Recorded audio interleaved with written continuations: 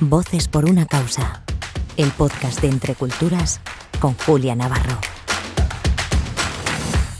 Hola, soy Julia Navarro y una semana más les doy la bienvenida a Voces por una causa, el programa en el que a través de Entre Culturas nos acercamos a los problemas de la sociedad de hoy. Y en esta ocasión vamos a hablar de una campaña de vuelta al cole. La Silla Roja, en el que se enmarca su nuevo informe, que es Educar es incluir, un camino que garantiza derechos. Y para que se den cuenta de lo importante que es una política de inclusión, les diré que en el mundo hay 1.000 millones de personas con discapacidad, lo que supone el 15% de la población mundial. Sería más o menos 2 veces más de la población europea. Y es que las personas con discapacidad tienen el doble de probabilidad de abandonar sus estudios tempranamente. Y de los 1.000 millones, 240 millones son niñas y niños, es decir, 1 de cada 4 personas. Las personas con discapacidad se enfrentan a una discriminación múltiple cuando, además de ser mujeres en situación de pobreza, pertenecen a grupos étnicos tradicionalmente excluidos. Y de todo esto, de esta campaña de Educar es incluir, un camino que garantiza derechos, vamos a hablar con 2 voces que son muy especiales. La voz de Carmiña de la Cruz, que es psicóloga, es especialista en educación inclusiva, en Fe y Alegría, en Bolivia, y Macarena Romero, que es técnica del Departamento de Incidencia Política de Entre Culturas. Bienvenidas. Hola, Julia. Gracias. Macarena, ¿cuáles son las principales barreras a la educación con las que se encuentran las personas que tienen discapacidad? Bueno, cada región en el mundo reporta características particulares y aunque las diferencias entre países no ocultan elementos en común, revelan que existe una gran falta de visibilidad de las necesidades y derechos de las personas con discapacidad, y la debilidad de los sistemas de recopilación de datos es una de las grandes barreras para poner en marcha políticas públicas que sean robustas y que ayuden a garantizar la educación inclusiva. Si nos fijamos en alguno de los datos del informe, es muy llamativo saber que en 1 de cada 3 niños con discapacidad en edad de cursar primaria no está escolarizado, en comparación con 1 de cada 7 niños sin discapacidad. Esta es una tendencia que se refleja también en la menor tasa de alfabetización de las personas con discapacidad, y esta es un 54% frente al 77% de las personas sin discapacidad. En la escuela, algunos de los obstáculos a los que se enfrentan las personas con discapacidad para ingresar en ellas incluyen los rechazos de inscripción, en el que a veces se invoca una supuesta imposibilidad de las personas con discapacidad para cumplir con las exigencias académicas, y esta práctica se presenta normalmente en escuelas públicas, pero con mayor frecuencia en las privadas, y esto normalmente retrasa las decisiones de las familias de exigir la matrícula de los hijos y las hijas.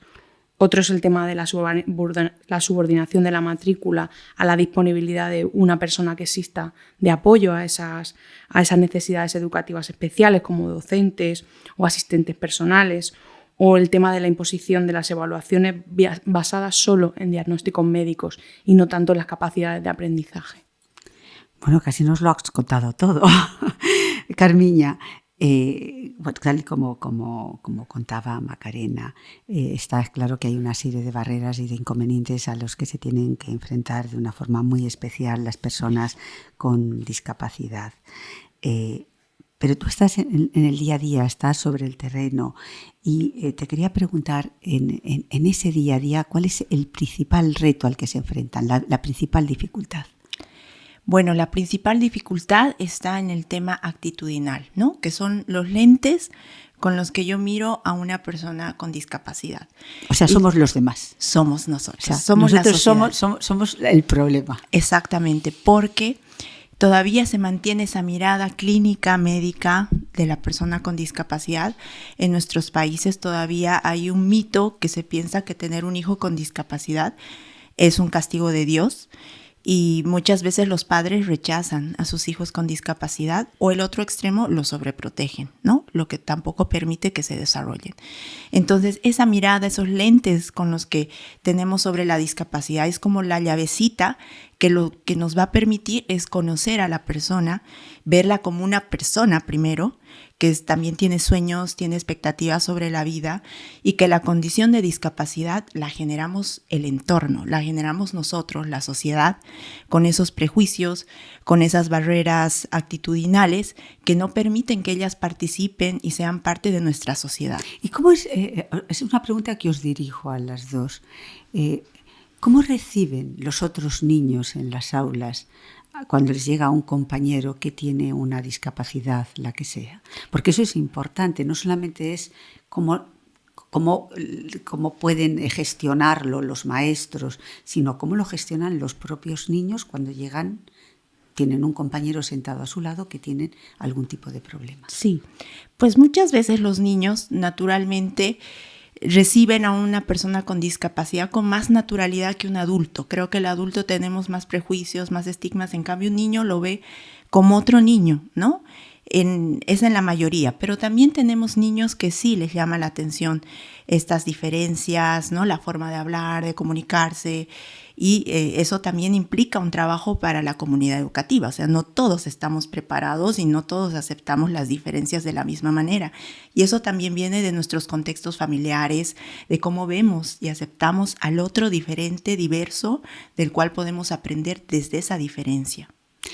Y Macarena, en los colegios, en los centros educativos, ¿se está sensibilizando, se está llevando algún tipo de campaña para ayudar a hacer más fácil la vida de estos niños que tienen una discapacidad?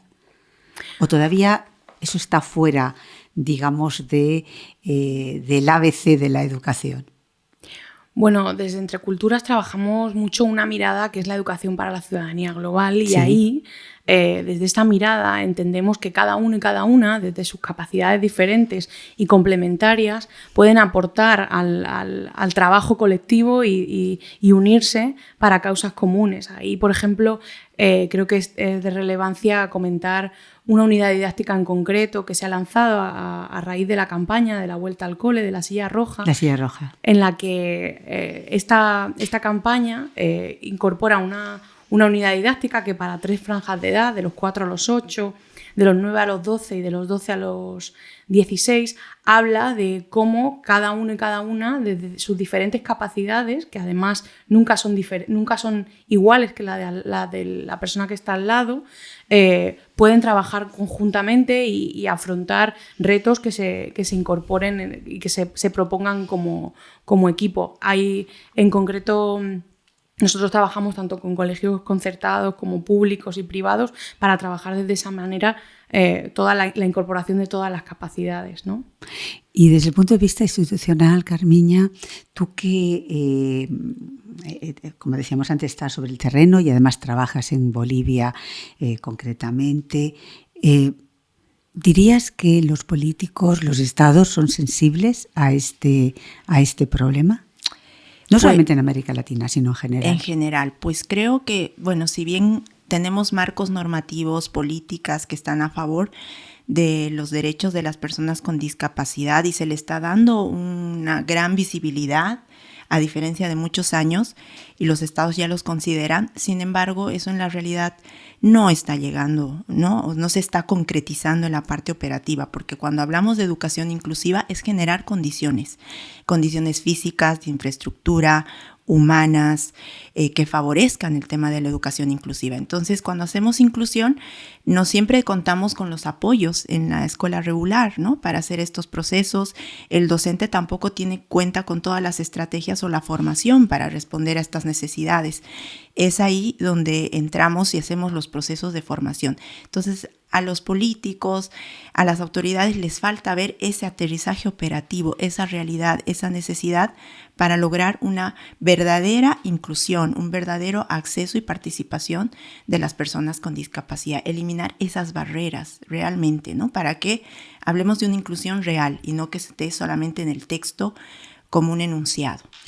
Macarena, ¿y tendría que haber un trabajo no solamente a nivel local, sino a un nivel más general? O sea, una respuesta desde organismos internacionales para que la inclusión deje de ser solamente una palabra y sin embargo se hagan cosas efectivas, porque a veces se habla de inclusión, la necesidad de políticas de inclusión, pero a la hora de la verdad esa realidad todavía no se están, creo yo, dedicando todos los esfuerzos desde el punto de vista económico y de personas y para lograr que se acabe con esa diferencia, ¿no?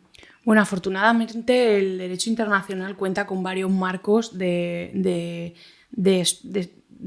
trabajo en el que la Convención, por ejemplo, de la Convención de los Derechos de las Personas con Discapacidad, y en concreto el artículo 24, habla del derecho a la educación y las condiciones de la educación inclusiva, que no deja de ser un medio para hacer efectivos otros derechos humanos. Es un enfoque en la educación inclusiva que integra a todos los sistemas y a todas las personas, y por ello requiere que todo el personal educador reciba la educación y formación necesarias con el fin de adquirir los valores y las competencias básicas para adaptarse a esos entornos. Pero eso no está sucediendo en estos momentos. O sea, es decir, habría que enseñar a los educadores en esa materia que es la inclusión. Y todavía estamos un poco verdes, ¿no? Sí, estoy súper de acuerdo en que no se da en la práctica todo lo que debería darse, pero para eso, por ejemplo, existe el trabajo que desde muchas organizaciones hacemos y que han desde hecho Entrecultura se está las organizaciones de discapacidad, que es el trabajo de la incidencia política, el exigir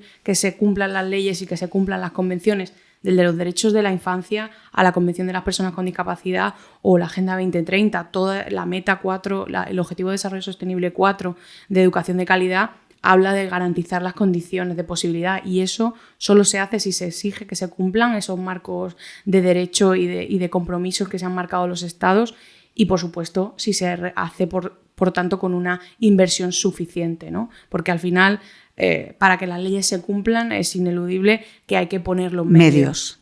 Sí. Y ya por último, Carmiña, un niño que llega con una discapacidad por primera vez, su primer día de escuela, tú habrás tenido experiencias y habrás visto, supongo, que no sé si el temor, pero sí el desconcierto, la preocupación, cómo me van a recibir.